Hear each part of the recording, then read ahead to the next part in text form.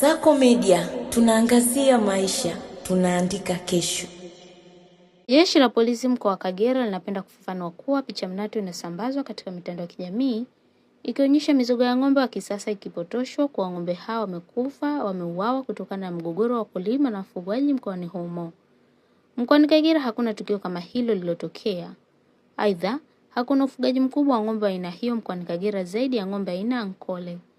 Jeshi la polisi mkoa wa Kagera linatoa onyo kwa baadhi ya watu wenye tabia za kuandaa na kusambaza taarifa za upotoshaji mitandaoni kwa lengo la kuzua taharuki kwa wananchi kuziacha mara moja. Nikusihi mtazamaji wa Kasako Media, kwa update zaidi unaweza kutufuatilia kupitia mitandao yetu mbalimbali ya kijamii ambapo Instagram na Facebook ni Kasako Media.